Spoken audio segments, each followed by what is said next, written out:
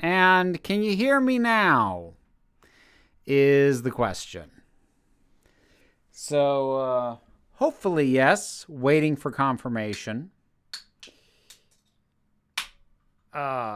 Saying can't hear you. She's a mime. Yep. Okay, there we go.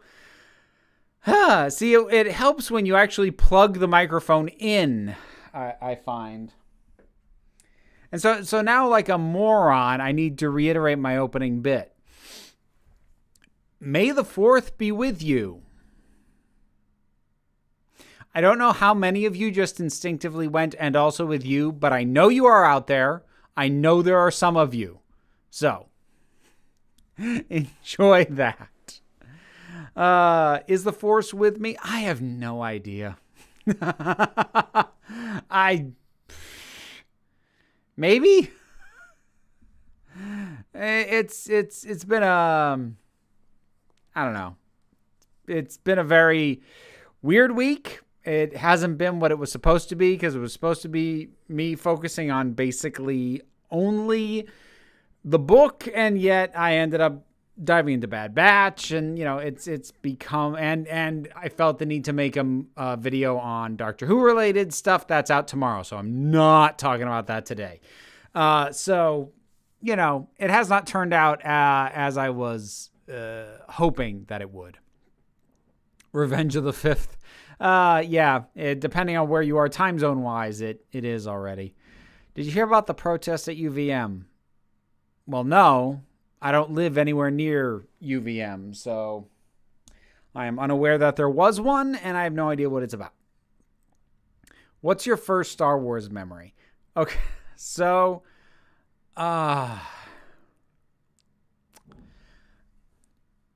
here's the thing about me and Star Wars. My first memory is not watching it for the first time. I don't remember watching Star Wars for the first time. That's how young I was when I started watching it. My mother introduced me to Star Wars. What I remember, my earliest memory in regards to these movies, was sitting on the... I would usually sit on the floor. She'd sit on the couch in our living room at a house when I was really young, and she would start and she would read it out long time ago in the galaxy far, far away. And when the title would come up, we would both just yell Star Wars, and then she'd read the crawl to me. That is probably my earliest memory relative to these movies. Yep. To say that I've grown up on Star Wars is quite literal. It's been a weird week for me as well. Didn't start off great, but it's gotten better. Hey, it's never too late for things to get better. It was supposed to be me focusing, and therein lies the problem. It's not that I am incapable of focus. It's more, well, I guess that is incapable of. I'm not good at extended periods of focus. I can focus in bursts.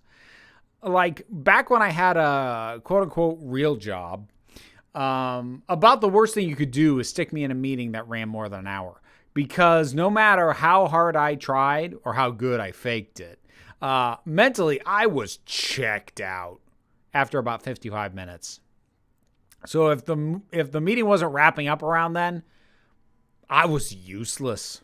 I just mentally completely checked out.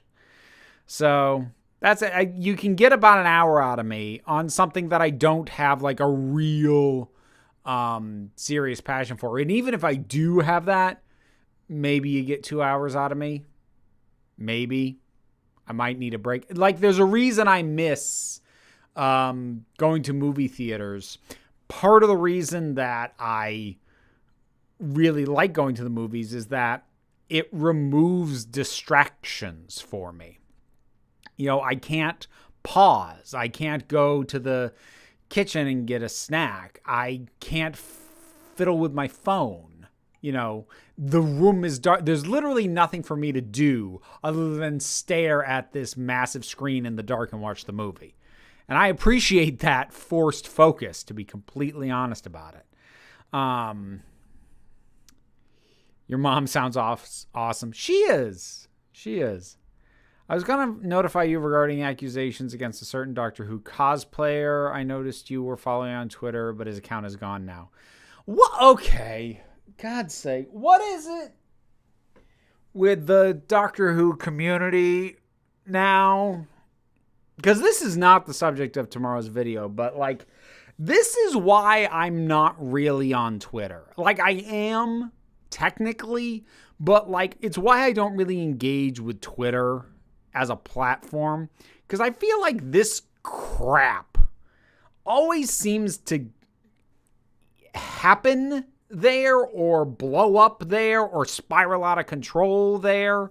And was it like a week ago that, okay, I'm going to have to explain this for anyone who doesn't know what the hell went on. Okay. So there was a Twitter account that was built and designed as a parody and a way to just troll not my doctor type Whovians who just refuse to accept Jodie Whittaker in any way. And it was called Nut My Doctor. And it gained a lot of popularity among fans who aren't the Not My Doctor types. To the point that the guy who ran it, a guy named Tom Vance, was kind of like, he was a little bit of a Twitter golden boy, I guess. And like, so far as I can tell, he did not have a presence in the fandom outside Twitter. So far as that's kind of what I mean when I say I don't mess with the damn platform very much. But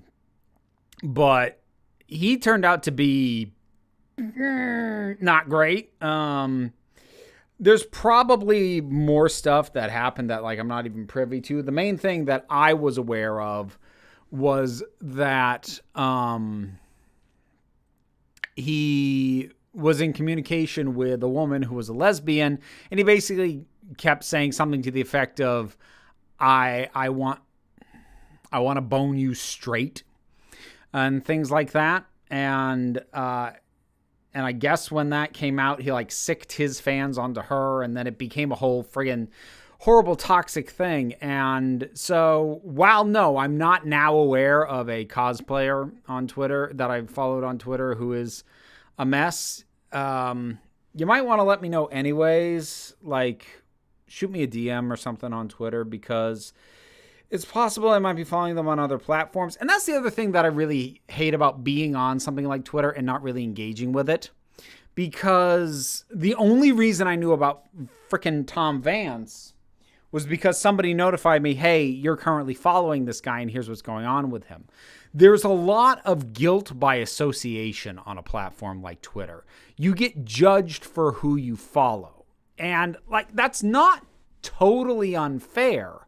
I mean, hell, I've done it. One of my earlier videos from over a year ago, criticizing J.K. Rowling before she wrote her frickin' Turf Wars essay, pointed out that she had publicly followed an out and proud transphobe, and I judged her for that.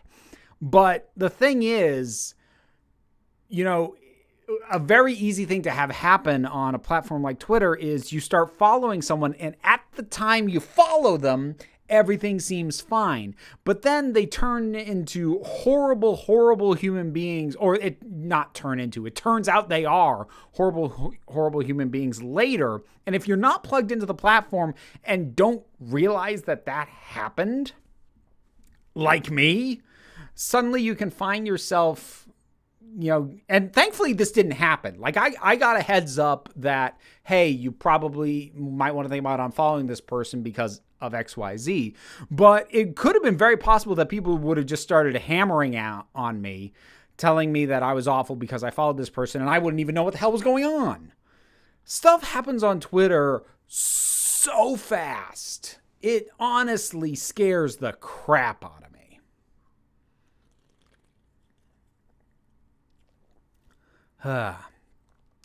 To me, it happens to a lot of fandoms that get popular. Like anime was at first an underground thing, then it gets huge, then people who are creeps move in and ruin it for everyone. See, I'm not going to disagree with that necessarily. I am going to say be careful about clinging to that narrative too much, because the narrative that the bad elements of the fandom are in somehow outsiders is a narrative that is often used by fandoms to not deal with problems actually within their core fandom, to just point at all the problem elements and go, well, they're new here. Like, we're fine. They're new and they're the problem. And like, again, I'm not going to say that does not happen, but be careful about just assuming that as a default and not looking introspectively at the people who have been there since the beginning and being sure that they are in fact who you think they are. So just be careful. That's all. Which Star Wars film or show are you most excited for? I'm not really.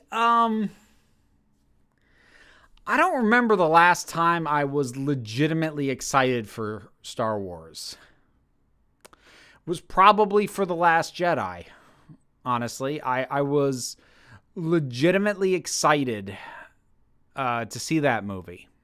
I didn't like it very much, and since then, everything I've seen Star Wars, even some of the stuff that's like been pretty good, I've gone into it being like, oh, let's give it a shot. I've not been excited by Star Wars in a while.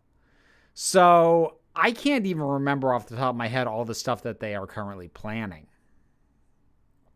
I flat out cannot remember because it's just not sticking in my head. I barely remembered that the Bad Batch was happening. And I know there's more stuff planned. There's something related to Boba Fett that's happening, and Ahsoka's going to get a spin-off. Oh, the Obi-Wan thing's finally happening. I guess if I'm going to grade on a scale of I'm not super excited about any of this, I'm probably most curious about seeing the Obi-Wan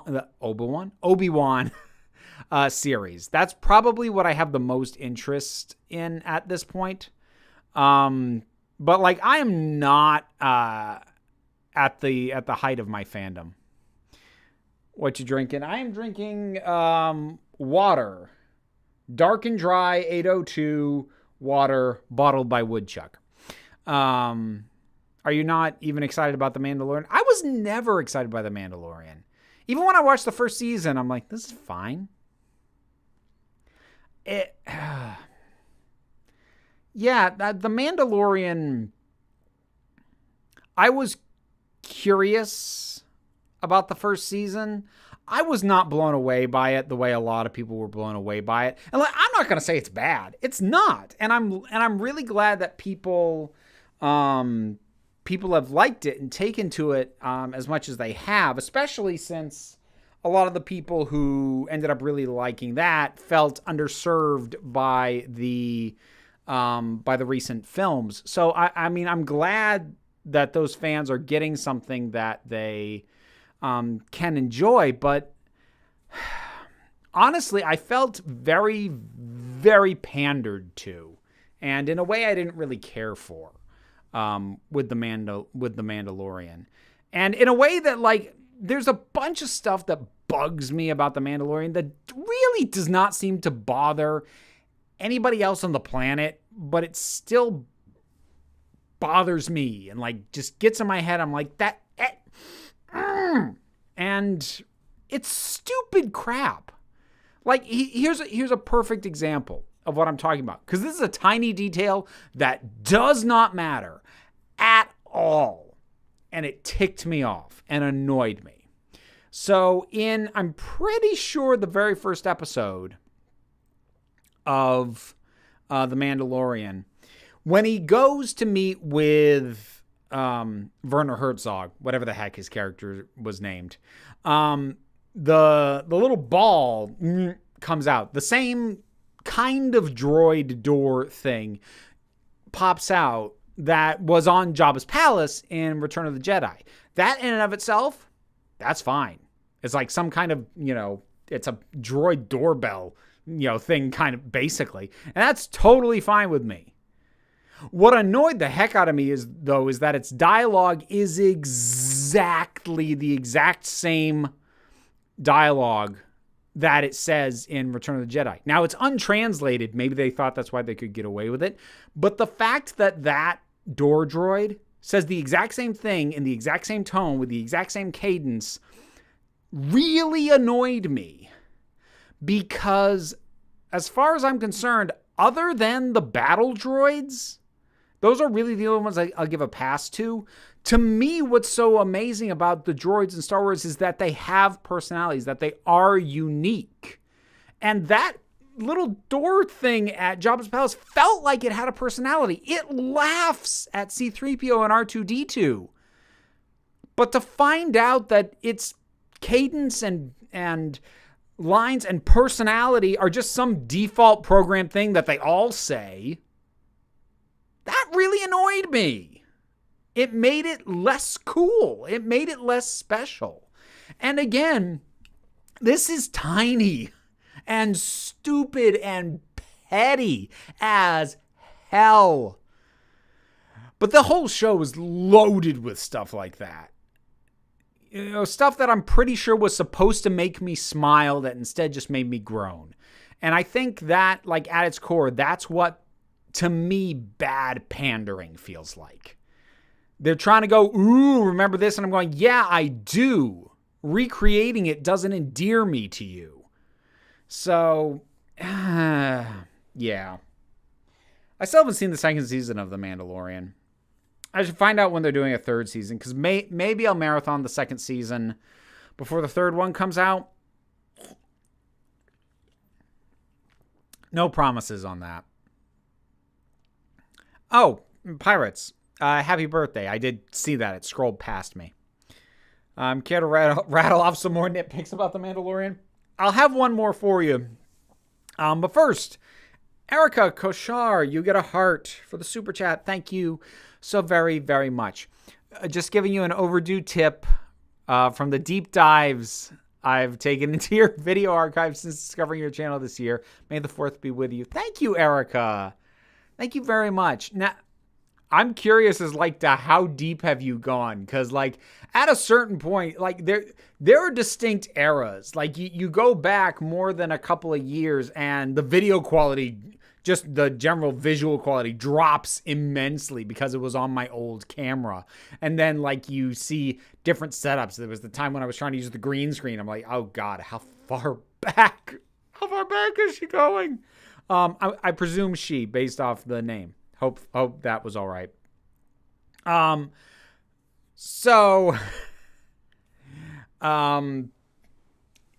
okay. You asked for another nitpick from The Mandalorian. It really annoyed me seeing the land speeder, the exact same model land speeder that we saw on Tatooine on an ice planet. Let me be clear, and this nitpick is twofold. Layer 1, while there's absolutely no reason that these same things cannot appear on multiple planets, somehow that makes their appearance on Tatooine a little bit less special, because my assumption going in was largely that outside of the Empire, which obviously standardizes its equipment, and to some degree, vehicles that travel between worlds and are all going to need certain things. I had always kind of assumed that the technology was kind of homegrown on any given planet, and that it wasn't going to be exactly the same going from planet to planet and from one to another. So to see the exact same land speeder, not only on a different planet, but on ice, goes from a desert planet to an ice planet and works just as well. I'm like, so now this is just the generic land speeder that is on every planet. across the galaxy. And it makes the galaxy seem smaller and more uniform and less interesting. And again, that is stupid and petty. You are welcome. Somebody asked my favorite Star Wars theme. I'm partial to the to what I think of as the Force theme. That might be its official name. I cannot remember. Especially when it's played with the binary sunset and that build. Do do do do do do do do. That one. Further news regarding Blade in the recent Marvel reveal trailer. Starting to get Dark Universe vibes. I'm not.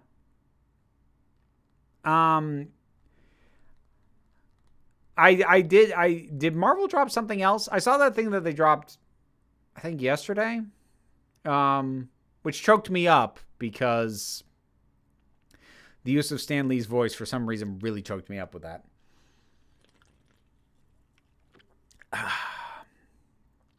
But I'm still on board for Marvel. I'm really interested to see what they're going to do, and it's been a joy realizing how much just over time the MCU has kind of wormed its way into my heart, and just realizing how capable it might be of moving me if it can hit the right notes. And sometimes it does. It doesn't always, but sometimes it does. Question regarding my favorite part of any Star Wars movie. Favorite lightsaber duel. Favorite lightsaber duel is Luke versus Vader in Return of the Jedi. I love that one for two reasons. And no, Ms. Wicked Wolf, I don't do cardio, I don't do aerobics. So I love that that fight for two different reasons. First of all, I love the emotional weight of it. Like, my big issue with, for instance, say the prequel lightsaber fights was that as cool as they looked, I was very emotionally detached from them because it was just skill against skill. And that's not uninteresting. At its best, that can be quite whoa. But for me, a fight needs to have, for it to be truly great, needs to have an emotional investment. And I felt really emotionally invested in the confrontation between Luke and Darth Vader. And to see, especially like that moment where Luke is trying to hide and Vader goads him out by basically threatening to try and turn Leia to the dark side instead. And Luke snaps and goes in and just starts wailing on. I love that he beats Vader, not with finesse, but just by beating him down. And I love the music. I feel like this is an underappreciated track. The music in that, it's this choral bit. And usually I feel like these days when you get a choral aspect to a film's score, it's usually, you know, sort of more in the mid and the upper range. But this one, it's so deep. It's like bass is like ooh. It's almost like the Tibetan throat singing. It's like this low, deep guttural as they're fighting. Oh, it's so good. It's so good. I love that fight. I love it to death. For just coolest and best visual would honestly probably go to the throne room fight in The Last Jedi, because I don't care who you are. That fight owns. Oh, Erica. Erica again. All right, what do we got? The dive has been so deep, I'm forking over a little more. Oh my goodness. I like the progression of the videos from someone discovering their voice to more professional content. And it's she. You got it right. Woo! That's a relief. Oh, thank you. See, now I'm curious. You don't have to super chat me again. I'll watch for you if you answer this.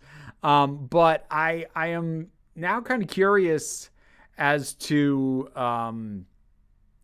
whether you have like gone back to the beginning or are coming forward, or are you working further back of like watching a de-evolution of my presentation and style. I'm weird, and I fully admit my favorite is Mace Windu versus Darth Sidious. Huh. Interesting choice. Correct me if I'm wrong. Your TikTok live stream said the Gnome King, his minions, and the Wheelers from Return to Oz creeped you out. They did. Not on a nightmare level, but yeah, they did. Your video archive is like classic Doctor Who. Can't wait until you don Colin Baker's coat and start strangling. Ha ha ha. Nope. Can you impersonate Roger Rabbit? Yeah, kind of. I really don't want to, though. I know what Vera is talking about. Vader got the beating of his life. Well, second beatdown. The first was when Obi-Wan got the higher ground. Yeah. You can't beat the higher ground. I remember that became such a meme. Like I remember things like, people laying out cards in like a game of Magic the Gathering. Then somebody just played a card that said the high ground. It's like, that's it. I win. I have the high ground.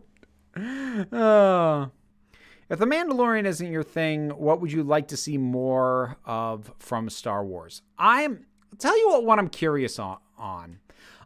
Excited would be an overstatement, but I am curious.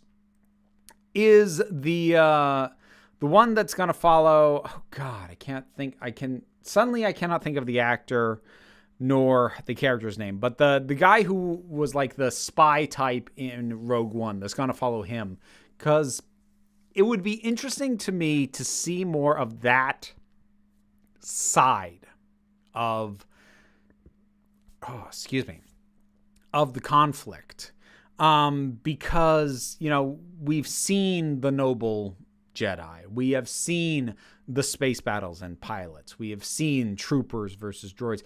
We haven't seen a ton of the sneaky guerrilla tactics of the spies, the people who are going to work dirty to get the job done, who aren't going to get medals at the end of this. I'm curious to see what they'll do with that. And that's kind of my main thing. I would really like that if they would explore more different aspects of this universe and of the conflicts that we've already seen in it. Because I could go the rest of my life without seeing another Jedi. Like, honestly, I don't need to see a Jedi again. It's shocking to me that we have yet to get a series that really zeroes in on and like doesn't just skirt around the edge of or touch on, but like that really dives into the underworld. Closest we've gotten, really, or at least that I've seen, is the Han Solo movie, which isn't great, but I would like to see something that more dwells in that world, in that underbelly, because it's fascinating and it keeps being something that Star Wars touches on and doesn't really connect with. Not that deep anyways. So I think that's where I've got a lot of frustrations with Star Wars right now, is they keep circling back to the Skywalker family, which I'm also done with, and to Jedi and to the Empire. And like, there's so many things that we get glimpses of and that get touched on across these movies that I would love to see deeper dives in. And even if we get it eventually, I'm going to end up being frustrated that it's taken this long to really start to dive into those things. I mean, part of the reason I liked Rogue One was that more so than any of the other movies, it felt like a war movie, as a genre, not an adventure, but a harrowing war movie where everybody dies. So I want them to step out of some of the trappings that they're really stuck in. Because you can set something in this universe and you don't need Jedi.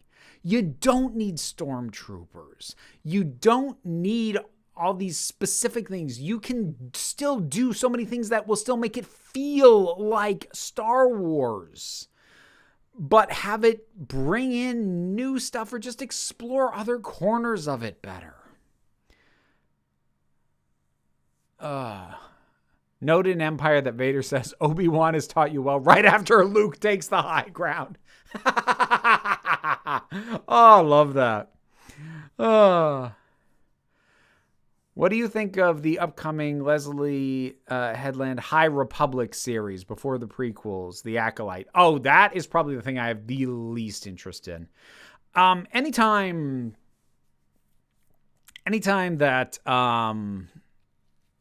I've looked at anything Star Wars related that deals with well prior to the Empire, I'm bored immediately. I find the Old Republic or even the High Republic or whatever, I find it so boring, and I find it doubly boring for the fact that it seems like technology never changes in Star Wars. I remember like flipping through a Star Wars comic or something, and and there's starships and lightsabers and blasters, and it says it takes place 1,000 years before the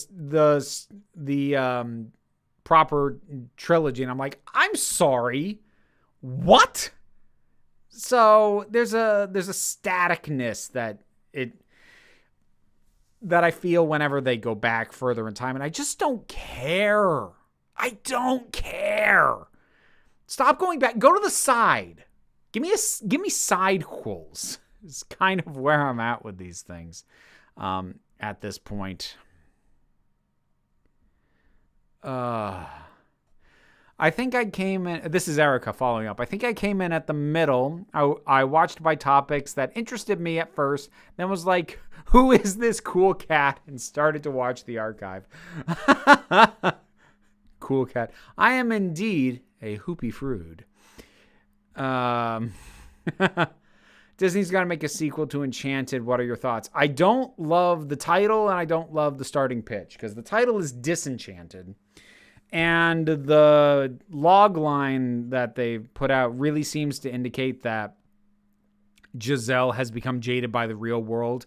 And I think the very idea of that happening misunderstands her character so badly that I am really skeptical of having any interest in this at all. I mean, I'll wait for a trailer. We'll see how that goes. But I tell you, Palpatine when Vader picked him up, I have the high ground. Oh, that really does make for a good running gag. Jimmy Jonathan Lee, thank you for the super chat. You get a heart, my friend. Any thoughts on the more positive critical reevaluation of the prequel trilogy in recent years? Also, hopefully have a nice spring.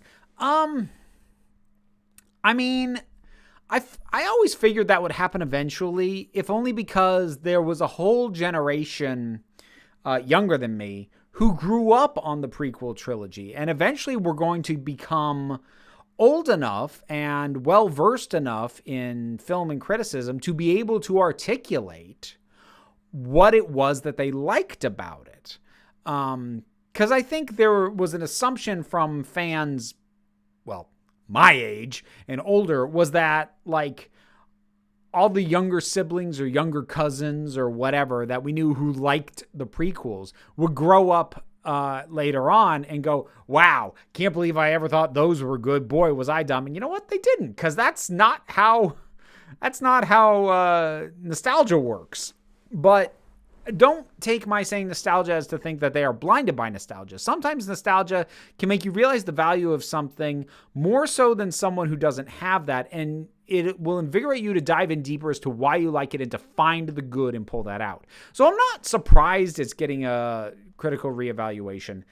I don't think my views are ever really going to change. The only one I suppose at some point I really should rewatch the Clone Wars, because that's the only Star Wars prequel that I've only seen once.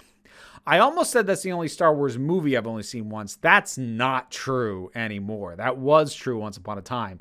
But I've only seen Solo once. I've only seen Rise of Skywalker once. I've only seen The Last Jedi once. Complete. I've seen bits and pieces of it since then, just to kind of reaffirm that, no, I really don't like it. But yeah, it's nice. It's fine. I doubt my personal views will ever really change. Oh, Tracy Dale, thank you very much for the super chat. I have loved The Mandalorian, Star Wars property I've gotten the most pure enjoyment out of since the original trilogy, but different strokes. Oh, absolutely. Like I said at the beginning of that whole multi-part ramble on my nitpicks about The Mandalorian, I'm really happy that there are people who are really enjoying it. Especially knowing that there's that on the Venn diagram of people who liked Mandalorian and didn't like The Last Jedi, or maybe didn't like the latest trilogy at all, that there's a lot of crossover in that Venn diagram. So I appreciate that those people didn't get alienated off the franchise as a whole. Because aside from the ones who were just kind of weird assholes about it, you know who they were. Other than that, like there was a lot of legitimate fan dispiritment, if that's a word, after The Last Jedi came out. So knowing that kind of fan is getting something that they like more, or that any fan like really enjoys it, that's great. That's fantastic. So I would never make a case that, I don't think I'd make a case that any of these movies are movies that people shouldn't like. I only ever give the reasons why I don't like them. So I'd like to see a series where a war criminal hunting force, basically Space Mossad, go after Julian Glover's character from Empire. Huh. Interesting. Actually, that is kind of so, like, the idea of like how all there were long extended decades long hunts for all these Nazi war criminals after World War II. Oh, that's actually a really good pitch. Oh, dang, Rowan, like, solid. Wow. I like that a lot.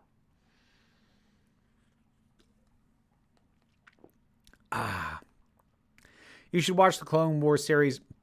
I'm sure I should. I've heard it's very good. I've heard it starts out rocking and gets better. I just don't have time. I mean, that's why I jumped in on Bad Batch. It's just starting. So it's not a massive amount of homework for me to catch up on. So that's why I felt okay to start there. Loved your Bad Batch video and would like to point out that if you haven't seen already, that Echo is returning Clone Wars character who is a large part of their Clone Wars arc. I mean, like, I didn't know the specifics of that, but like they explain in the Bad Batch that he is new to this group. Like, I got all that. They explained all that. I still don't really fully understand his function within the group, and I really don't understand his narrative function right now. Maybe they'll find one for him, but he feels superfluous at the moment. So it's not like I don't understand where he came from narratively. I do. It's just, the structure and the law of the economy of characters. I don't know why he's there. Obi-Wan at a cookout. So I had the high ground, and then he screamed, "I hate you." And then he was all like this. Shh, lay steak on the grill. Oh, breathing nerddom. That is cold and harsh, and I respect it. J.J. Abrams is going to produce Oh, the Places You'll Go. As in the Dr. Seuss book.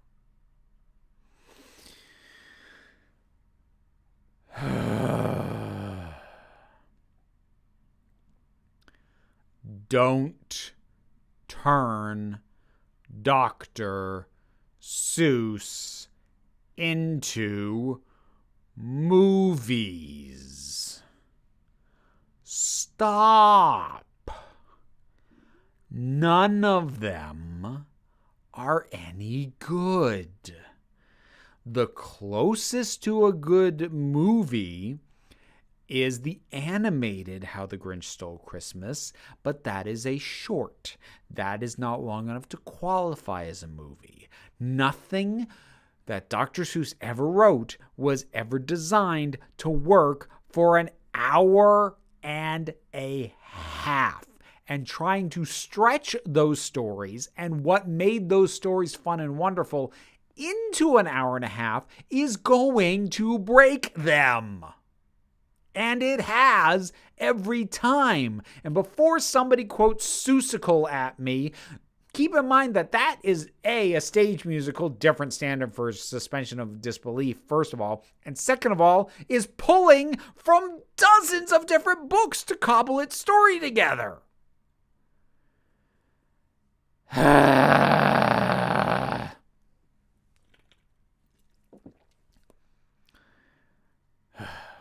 I'm annoyed now.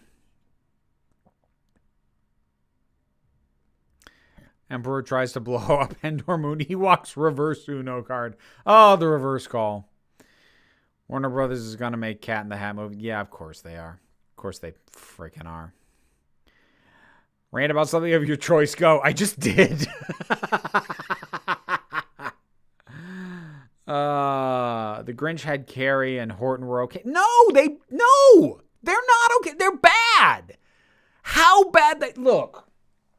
I see people give a pass to the Jim Carrey Grinch and even the Benedict Cumberbatch Grinch and Horton Hears the Who. The only reason you would ever give a pass to these things is if you are grading them on a curve because you are looking at how bad these things can be. And basically looking at Cat in the Hat and going, well, it's not that bad. And so going, well, it must be good. No, it can still be bad. They're all bad. They're not good. If you like them, that's fine. You can like them. But I will not accept the possibility that they are good movies because they're not. Especially as representations of their core material, which is how I'm going to judge them. Because I grew up on these stories. I love these stories to death. And I will always look at these as how did they bring the core themes of the original to the screen? Did they preserve them? Did they twist them? Did they break them? And they all screw it up every time. All of them. And you can find redeeming features in some of them, depending on what it is that worked for you. But they all suck as adaptations of Dr. Seuss, because the very idea of a feature-length adaptation of Dr. Seuss should get you shut down at the door. If you show up and say, hey, I want to make a 90-minute to 2-hour movie based on a Dr. Seuss book, you should be laughed out of the room, not given a sack of money.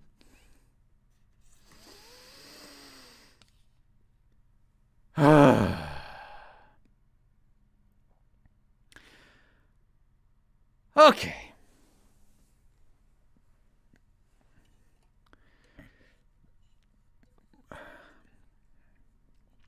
Vader, the power of the Force is insignificant compared to plot armor. The ability to destroy a planet is insignificant next to the power of the high ground. Something positive now. Data as Sherlock Holmes. Go. It's just adorable, is what that is. That's just so cute. It's the cutest dang thing. Seeing Data do cosplay, it's adorable. Have you seen a Studio Ghibli movie? Check my older videos. I did a ranking of all of Miyazaki's directed movies. I have not seen every Ghibli movie, but I have seen every Miyazaki directed movie. Illumination is just D-grade Pixar. It goes Pixar, Disney, DreamWorks, Illumination. They want to make an animated feature of The Giving Tree, for God's sake. Their standards don't exist. Oh, anybody. Well, first of all, nobody should be doing that. I will put Disney above Pixar in that ranking, but I know I'm in the minority on that. So, how much money would you need to watch the Star Wars Holiday Special? It's what, an hour long? Realistically, just the usual 60 for commission review. I couldn't justify charging more. How long have you known that Universal was going to make the Wicked movie? Oh, they've been talking about doing that for, oh my God, over a decade. Like they keep, it's been in development hell forever. So like me knowing that is not insider knowledge. That's just, me being old and having kept an eye on movie news for a long time. I heard Velma's getting a female love interest in Scooby-Doo. I don't know whether I'm excited or confused. I'm not confused. I don't know why you need to do love interest in Scooby-Doo at all. Like, you go back and watch the originals, it's not even clear that Fred and Daphne are dating. Like, that's just an assumption people make. So, I don't know.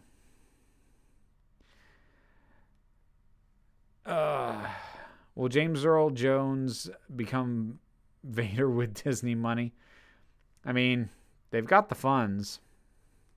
Over 2 decades, actually. Oh, thank you. Thank you for reminding me how old I am. Up yours.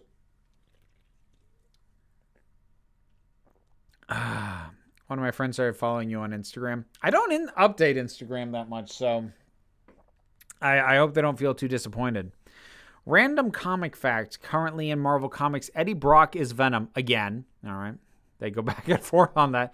And he has a son named Dylan who is half symbiote because of Venom.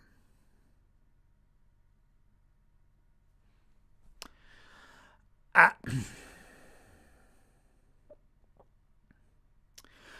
not going to rule out the possibility that you could get good stories out of that.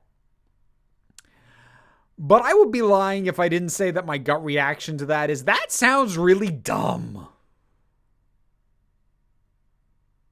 Yeah. I was in a youth theater production of Seuss. I was the mayor of Whoville. My kid was in a youth production of Seuss. I don't know. She did. I think she did 3 years of participating. I think it was 3. It was at least 2 of participating in the local children's theater in the summer.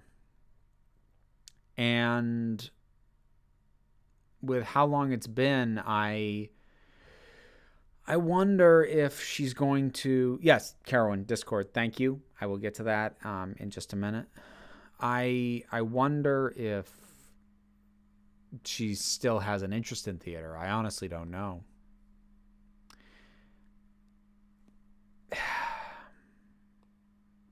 I don't know. Subs or dubs when it comes to anime? Dubs unless it sucks. Unless the dub flat out sucks, I will always do dubs because I feel like I'm not seeing what I'm supposed to be seeing when I have to stare at the bottom 2 inches of the screen. Now, I won't do dubs on live action. That's only anime. My daughter follows you on TikTok. How old's your daughter? 'Cause I'm not as all ages friendly on TikTok as I am here, or at least I try to be here. So,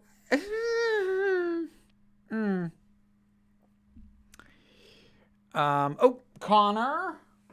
I got a couple of super chats, and then Carol and I will check the Discord. Promise. Let me just deal with these. So, Connor, you get a heart. Excuse me. Do you know the song "Rather Be" by Clean Bandit? I don't think so. Hang on. I can't play it because if I play it, I'm gonna... Ooh, here we go.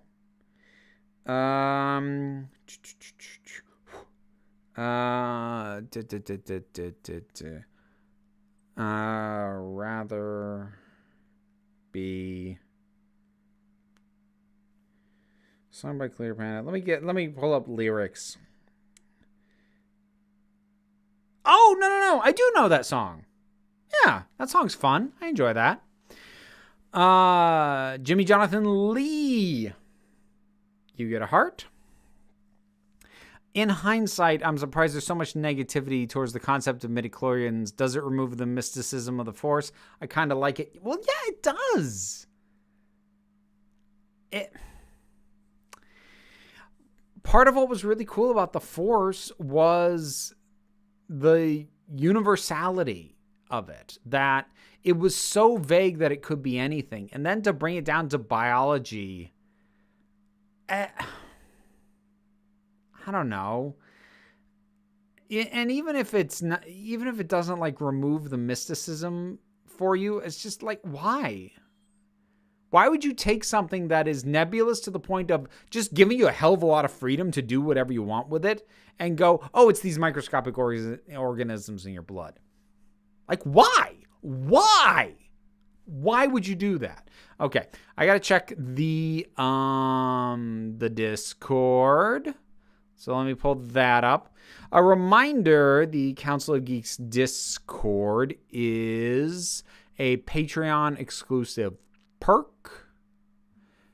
And so if you want access to that, and it's a way to guarantee that I will address your questions without having to drop me the super chats. But let me just pop on over there, see what we've got. Livestream question, have you shown your kid Ghostbusters? Looking back, it's one of those films like a lot of 80s that's a bit racier than sometimes remembered, such as Ray and the Dream Ghost. My kid actually has seen Ghostbusters. I don't think she remembers it that well, and she liked the cartoon more anyways. The thing is, though, while there is a fair amount of that, like, it just goes over kids' heads. Like, and it went over my head when I was a kid and watched that. I didn't know what was going on. I was just like, that's weird, whatever, and moved on. Like, it didn't stick in my head as like, oh, that was so weird and taboo, and I shouldn't have seen that. It, like, maybe I shouldn't have. I don't know. But yeah, no, she has. She saw it once. And like even the cartoon, which she did enjoy for a while, she grew out of that a few years ago. So, I mean, at this point, I think she barely remembers who the Ghostbusters are, truth told. And also, my friend and I have your stream on as I shave their head. Felt like mentioning this because it's their first time with short hair and they're very excited. Yes, that's why the questions are so slow going on the actual stream. They wanted me to ask you for geeky or nerdy things to watch or get involved in that are trans and LGBTQ plus friendly. Oh, one of these days I need to come up with a recommendation list for that, because unfortunately part of what's frustrating is so many LGBTQ plus stuff that connects with a lot of us, it's allegorical because it's still now very rare for us to get depicted openly in these things. So, you know, from an allegorical standpoint, whether or not you want to watch these because of director Bryan Singer, this is fair, but like X2, I think works really well allegorically as a queer narrative. I connected an awful lot to The Shape of Water, you know, speaking to my own queer experience, a lot connected with that. But as far as like the big franchises go, there isn't a lot to hold on to, and you have to kind of find themes that you connect with that relate that way to you, but aren't addressing it directly because most of them don't. As far as trans and LGBTQ friendly, at least in terms of not depicting it, but at least not being negative towards it, most current running franchises are pretty good about that because of what a bad look it is. So it's really not until you get back into the earlier 2000s, definitely when you start getting into the 90s and the 80s, it can get dicier. But things for the most part are it's much more rare for anything to be openly hostile these days, which, that's a start. What have I got? I've got, Fem Fun Time. Love the name. You get a heart for the super chat. What would your custom lightsaber look like? You know what? I need to like, I say I need to, I don't need to, but I want to get into whatever store they've got at the Star Wars Experience at Disney World where you can get a custom lightsaber. I need to get handles in my hand and find a grip that really speaks to me. And I think that's going to be step one. And then depending on what that grip is, I feel like I will get pulled to a certain color depending on what that grip looks and feels like. If that makes any sense. I always felt the X-Men works for an allegory for kids with special needs. X-Men actually works as an allegory for a lot of things. That second X-Men movie in particular, though, X2 X-Men United, did make the link to the queer experience pretty explicit. That's not to say that that's what it has to represent, because the X-Men, the whole idea of the mutants and how that works can speak to a lot of marginalized experiences. It can speak to racism, to neurodivergence, to LGBTQ+, to all sorts of things. So that's one of the things that's really cool about it as a concept, and just how versatile it is in terms of the kinds of issues it can address, either directly or allegorically. Excuse me. How'd your first vaccine go? My arm hurt. I had to sleep. I had to be careful what side I slept on, because my arm hurt for 2 solid days after that.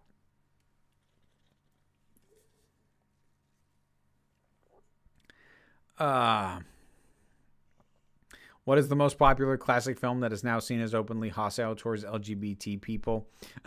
And Gozer jumped in. Besides Ace Ventura. Ace Ventura might possibly be the worst. That in terms of open hostility. But there's a lot of others that they're not openly hostile, but they're still problematic. So like the original Psycho, Silence of the Lambs. These are not openly hostile, and actually in terms of the text of the works are even do some things to try and mitigate the damage, but they still either established or did a lot to reinforce some views and stereotypes that are dangerous, even though I wouldn't call either of those films openly hostile. But yeah, Ace Ventura is openly hostile. Flatly. There really is no two ways about that one. That first movie is gross. And it kind of skeeves me that I used to think it was funny as a kid. Like, it would lose me by the end. Like, I just wasn't finding the humor as funny, and that stuff towards the end, I didn't understand why it was funny, or why anyone thought it was. I wasn't offended by it. I just like, okay, what? But, yeah. In addition to the special edition, I really like, close the blast doors, close the blast doors, open the blast doors, open the blast doors. That was so weird to me, because the open the blast doors, the second part, that was always in the movie. But they added, they're running down the hallway, close the blast doors. Like, why? Like, we see them close. Obviously, somebody closed them. And, like, the open the blast doors was funny because it was like, oh, for God's sake, just let us through. We almost had them. But, like, adding that line at the front end was so weird. I don't know why they did that. Do you like the band Journey? Yeah, they're fine. I like a couple of their songs. Bill and Ted's Excellent Adventure uses the F slur. It does. And you know what? It's really jarring when that happens, because it seems so out of place with how sweet that movie is. It jolts you out of it. And kind of just speaks to the time that at the time, people just did not think it was a big deal. And so in this family-aimed, family-friendly, shockingly wholesome movie that doesn't even really have a villain, they still drop that word. Yeah. All right, I am going to wrap it up soon. I'm not going to run long this time because I do have stuff to do. I need to get back to book related stuff. Rocky Horror still holds a place in my heart, but yeah, it's a little problematic. Oh, no, it definitely is. I love Rocky Horror, and I will praise it to my death. I will not necessarily defend it. There's a difference between praising something and defending it, because there are a ton of issues with it if you're looking at it from a representation angle. I will still praise it to high heaven personally, but I will not really defend it against those criticisms. So there you go. To me, X-Men First Class works great as a story about marginalized groups with the whole no more hiding idea. And a lot less Bryan Singer, which we all need less Bryan Singer. I agree with part of that, but I really didn't care for First Class that much. I didn't think it was that interesting. And, the only heroic mutant they kill is the black guy. Even when I first watched it, I was like, wait, what? I don't know. So I am going to wrap it up.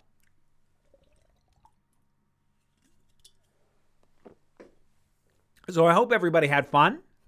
I hope everybody had a good May the 4th. The 4th may be coming to an end, but the Force will be with you. Always. So hope everybody has a good rest of the week, and take care of yourselves. Please remember that you are beautiful, you are valid, and you are loved. You're the council. I'm just running the meeting. And until next time, this council is adjourned. Execute Order 66.